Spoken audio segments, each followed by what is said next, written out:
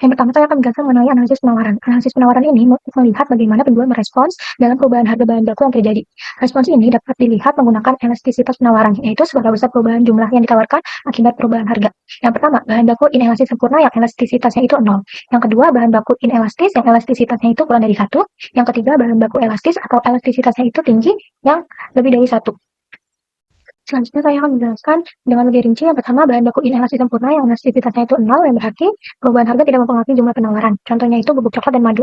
Keduanya akan tetap disediakan dalam jumlah yang sama meskipun harganya naik atau turun, karena sifatnya wajib. Yang kedua, bahan baku inelastis yang elastisitasnya itu kurang dari 1, yang artinya perubahan harga hanya sedikit mempengaruhi jumlah penawaran. Contohnya itu air mineral. Perubahan harga hampir tidak mempengaruhi jumlah penawaran karena kebutuhan air yang sangat stabil. Yang ketiga, bahan baku elastis atau elastisitasnya tinggi yang lebih dari 1, yang berarti perubahan harga sangat mempengaruhi jumlah penawaran. Contohnya itu bubuk teh. Ketika harga naik, jumlah yang ditawarkan turun cukup signifikan. Di sini saya akan menjelaskan tentang elastisitas penawaran dari warung es coklat rakyat. Bisa dilihat dari tabel sebelah kiri. Di sini ada tabel barang, harga awal, harga baru, jumlah stok awal, jumlah stok baru, presentase harga, presentase jumlah ditawarkan, elastisitas, dan keterangan. Untuk barangnya, pertama ada bubuk coklat. Di harga 300.000 per kilo, warung biasa menyetok sebanyak 40 kilo per bulan. Dan di harga 322.000 ada peningkatan. Persentase peningkatannya ada 7,33%. Warung tetap menyetok 40 kilo per bulan. Dikarenakan memang bubuk coklat ini adalah kondimen yang paling penting, bahan yang paling penting. Dikarenakan es coklat adalah produk paling larisnya dari warung es coklat market ini. Jumlah yang presentasi jumlah ditawarkan ada 0% karena jumlah stok tidak ada peningkatan atau pengurangan, elastisitasnya 0, dan keterangan inelastis sempurna, hubungan berlawanan atau penawaran harga tidak normal. Barang kedua ada sirup. Di harga 25.000 per botol, warung biasanya menyetok 47 botol per bulan. Dan saat harganya naik menjadi 28.000 per botol, warung mengurangi stoknya menjadi 40 botol per bulan. Di sini kita bisa lihat persentase kenaikan harganya adalah 12%, dan penurunan jumlah presentasi ditawarkan adalah minus 14,89%. Elastisitasnya minus 1,24, dan keterangan nilai elastisitas ditawarkan tidak dapat ditentukan atau undefined. Kenapa tidak seperti bubuk coklat? Sirup ini digunakan di produk yang bernama es kopior. Nah, es kopior ini tidak terlalu ramai peminat seperti es coklat. Jadi, pemilik usaha biasanya mengurangi porsi dari sirup dan memperbanyak kondimen lainnya, bahan-bahan lainnya. Untuk gula sendiri, 19.000 per kilo. Di sini tidak ada perubahan harga dari beberapa bulan terakhir menurut dari owner. Dan untuk jumlah stok, di bulan awal dan bulan kedua ada peningkatan sedikit, yaitu 93 ke 95 kilo per bulan. Persentase harga 0% dan persentase jumlah ditawarkan 2,15%. Di sini bisa disebut adalah hubungan elastisitasnya 0, dan keterangan adalah hubungan berlawanan atau penawaran harga tidak normal. Nah, di sini kenapa jumlah stoknya naik padahal harganya sama saja? Karena biasanya owner menyediakan stok gula lebih banyak karena untuk keperluan lain, bisa untuk cadangan juga. Karena untuk takaran gula tersendiri itu berbentuk seperti centong, jadi susah sekali untuk ditakar, kadang kurang dan kadang juga lebih. Untuk air mineral sendiri, untuk pembuatan minuman tentunya, di sini harga awalnya ada 4.000 per galon dan harga barunya ada 5.000 per galon. Di sini kenapa bisa murah? Karena dia menggunakan air galon isi ulang. Di harga awal di 4.000 per galon, warung biasanya menyetok 77 galon per bulan. Dan saat harganya 5.000, ada kenaikan sedikit, warung menyediakan 74 galon per bulan. Untuk presentase harga, ada kenaikan 25%, dan untuk presentase ditawarkan ada penurunan, yaitu 3,896%. Elastisitasnya negatif 0,16, dan keterangannya hubungan berlawanan atau penawaran harga tidak normal. Di sini ada sedikit pengurangan air, dikarenakan harga dari bahan sendiri itu naik ke Rp1.000, dan dari kesaksian pemilik warung sendiri, di sini jumlah stok galon dikurangi untuk sementara saja. Nanti saat air mineral harganya sudah menurun kembali, jumlah stok akan ditingkatkan. Dan tentu saja jumlah stok air yang berkurang mengurangi juga jumlah stok dari produk dagangan yang dijual. Dan terakhir ada bubuk teh, yaitu 10.500 per kotak, dan harga barunya ada penurunan, yaitu 9.000 per kotak. Saat harganya 10.000 per kotak, warung biasanya menyetok 32 kotak per bulan, dan saat harganya turun jadi 9.500, stoknya jadi naik jadi 37 kotak per bulan. Di sini persentase harganya berkurang 14,29%, dan jumlah ditawarkannya meningkat 15,63%. Elastisitasnya negatif 1,9, dan keterangan nilai elastisitas ditawarkan tidak inelastis sempurna, inelastis. Untuk barang selanjutnya adalah es batu. Di harga awalnya adalah 22.000 per bal, dan harga barunya setelah kenaikan ada 27.000 per bal. Untuk jumlah stok awal di saat harga 22.000, warung biasanya menyetok 62 bal per bulan, dan saat harganya meningkat pun stoknya tetap 62 bal per bulan. Hal ini dikarenakan memang es batu adalah salah satu kondimen penting yang dibutuhkan untuk menjualkan produk es ini, minuman susu pastinya. Jadi walaupun harganya meningkat, warung tidak bisa sama sekali mengurangi jumlah stok es batu, karena ini berpengaruh dari ketahanan dari minuman tersendiri, karena ada yang menggunakan buah. Untuk kenaikan harga adalah 22,73% dan jumlah yang ditawarkan presentasinya adalah 0%. Elastisitasnya 0, keterangan nilai elastisitas penawaran tidak dapat ditentukan atau undefined. Selanjutnya adalah madu. Di sini adalah stok yang cukup mahal juga, yaitu 110.000 per dirijen dan harga baru ada 115 per dirijen. Di sini jumlah stok tidak berubah, yaitu 1 dirijen per bulan. Kenaikan harganya ada di 4,55% dan jumlah presentasi ditawarkan adalah 0%. Elastisitasnya 0, keterangan adalah elastis sempurna. Di sini memang ada sedikit perubahan harga, tapi memang stok madu tidak bisa dikurangi. Karena seperti es coklat tadi, di sini produk yang bernama es honey lemonade termasuk salah satu yang terlaris setelah es coklat. Yang terakhir adalah jelly. Di harga 5.700 per piece, warung biasa menyetok 115 piece per bulan, dan di harga 7.300 per piece, warung di sini malah meningkat, yaitu 124 piece per bulan. Presentasi kenaikan harga 28,07% dan presentasi kenaikan jumlah ditawarkan ada 20%. Elastisitasnya ada 0,71 dan keterangan inelastis. Di sini kenapa waktu harga jelly naik, jumlah stok juga ditingkatkan. Di sini jumlah stok berkebetulan sekali jumlah permintaan dan ada orderan cukup banyak juga yang masuk ke warung untuk produk es kopior yang menggunakan jelly ini. Jadi bagian jelly ditingkatkan dan memang kurangi, tapi jelly-nya diperbanyak supaya porsi tetap sama. Selanjutnya ada kurva elastisitas penawaran. Yang pertama ini ada kurva bubuk coklat dengan jumlah awal 40 dan jumlah yang baru 40. Dengan harga awal Rp300.000 dan harga yang baru Rp322. Stok ini tidak berubah karena memang kebutuhan bubuk coklat tidak bisa dikurangi karena termasuk bahan baku utama. Nah, yang kedua ini ada kurva sirup, yaitu dengan jumlah awal 47 dan jumlah barunya 40 dengan harga awal Rp25.000 dan harga yang baru Rp28.000. Stok ini itu dikurangin karena adanya kenaikan harga. Nah, yang ketiga ada kurva gula dengan jumlah awal 93 dan jumlah yang baru itu 95. Harga awal dengan harga awal Rp19.000 dan harga yang baru Rp19.000. Nah, harga ini tuh tetap sama ya. Nah, harga stok tuh cukup jarang berubah dan terkadang stok ditambahkan sesuai dengan kebutuhan.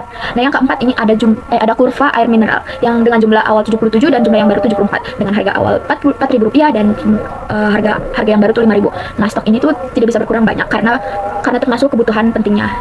Selanjutnya ada kurva bubuk teh dengan jumlah awal 32 dan jumlah yang baru 37 dengan harga awal Rp10.500 dan harga yang baru tuh Rp9.500. Nah, stok ini tuh nggak berubah banyak karena selanjutnya ada kurva es batu, yaitu dengan jumlah awal 62 dan jumlah yang baru 62.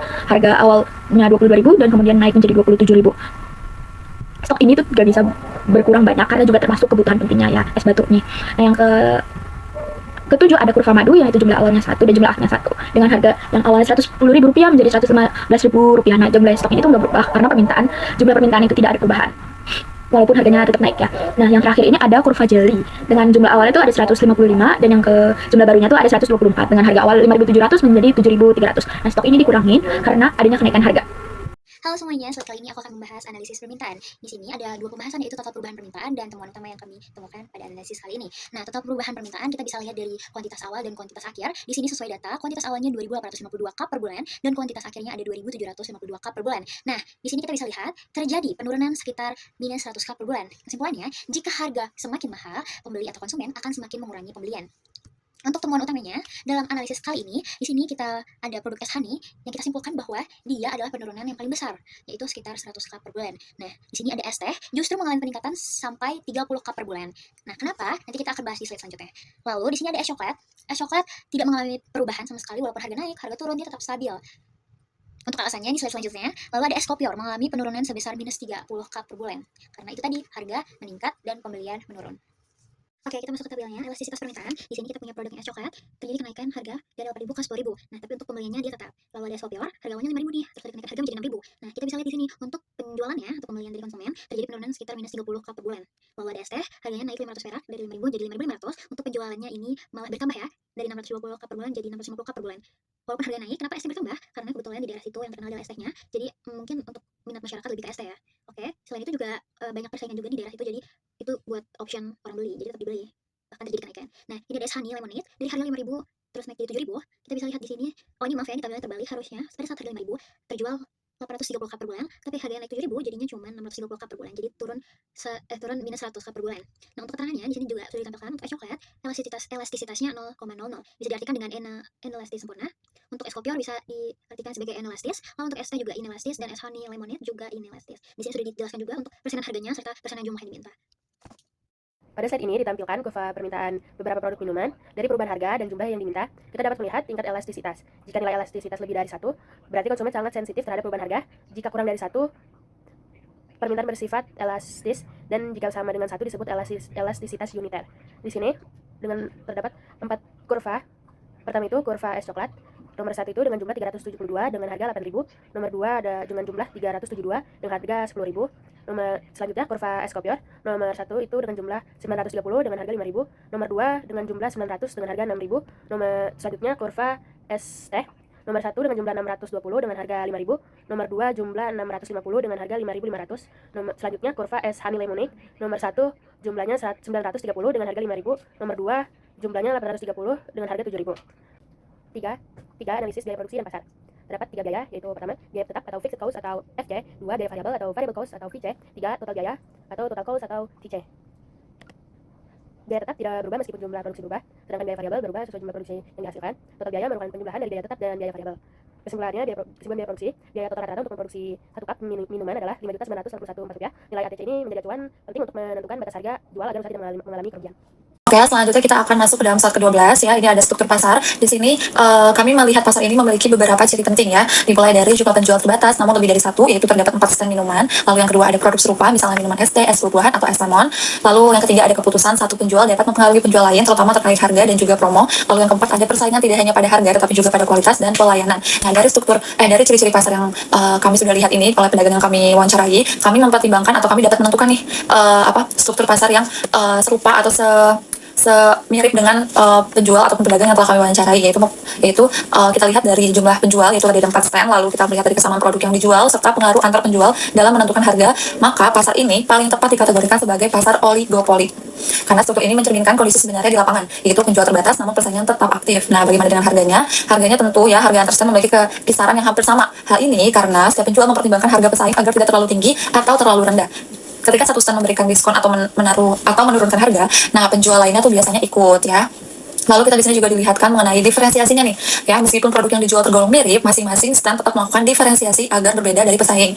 Ya bentuk diferensiasinya itu seperti variasi rasa minuman, terus topping tambahan, ukuran dan desain cup, serta tampilan booth, nama atau branding yang berbeda. Tujuannya apa nih adanya diferensiasi, yaitu agar konsumen memiliki alasan untuk memilih satu stand dibanding stand lainnya. Nah tentunya dalam para pedagang ini memiliki kompetisi doang ya. Kompetisi antar stand cukup terlihat karena keempatnya menjual produk yang sejenis. Mereka berusaha menarik konsumen dengan menambah rasa es, memberikan pelayanan yang lebih cepat, lalu menyediakan pilihan menu yang lebih banyak, hingga membuat promo tertentu seperti potongan harga. Kompetisi ini terjadi secara langsung karena lokasi mereka berdekatan.